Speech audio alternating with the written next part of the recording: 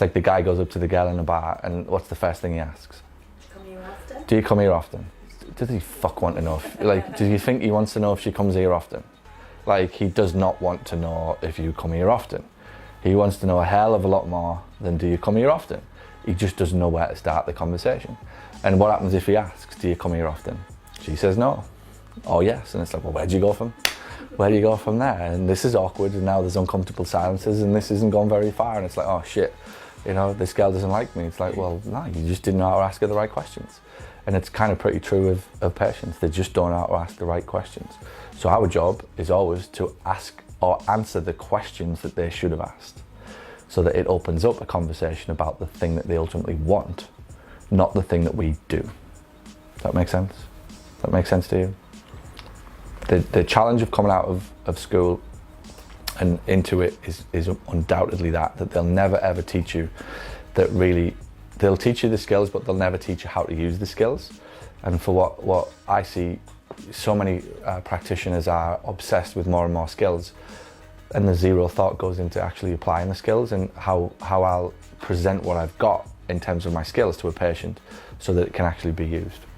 And the usability, I read a book on it, can't remember where it was, come to me. But I read a book on it, and it was that real experts are more interested with their usability of their knowledge rather than acquiring more knowledge. So what you see in society is like people just going to school, back to university, back to university, back to university, back to university, right? Because they just don't know what to do. And it's like, I'm becoming an expert because I'm acquiring 3 degrees in this, and this. And yet what really an expert is defined by is having one qualification, but then spending the rest of their life figuring out how to communicate what that one qualification means. So by the end of their life, 20% of their time has been spent getting the qualification or getting the skill, but 80% of their life has been spent figuring out how to communicate the skill so that it can actually be used. And if you look around what's happening, that's really true of society, that people are acquiring more and more skills. I don't see a shortage of people with degrees and with skills and with something to offer the world, but I do see a shortage of people who cannot communicate what that skill means to the person that they're speaking to, whether that be an employer. Like they should, after you finish a degree, spend a year with you going, all right, we've just taught you all of this stuff. Now let's spend a year with you actually teaching you how to communicate with somebody so that you can actually use it and you'll get some value out of the 30 grand you just probably invested in getting a degree these days.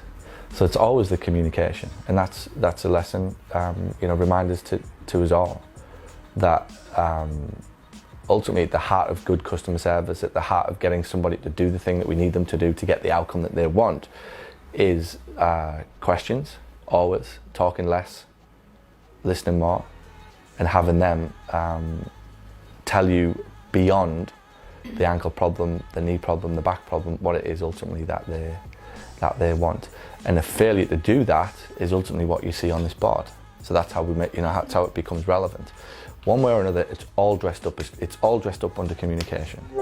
Thanks for watching this video, and if you found it helpful, and if you now find yourself thinking, I wonder what else this person can help me with, head over to paulgough.com/books, where you can find my best-selling books, which will show you how to add more profit to your practice. Or send an email to paul@paulgough.com to ask about how we can help you accelerate the growth and profitability of your clinic. And by the way, if you know anybody who would find this helpful, please share this video out. Thanks so much.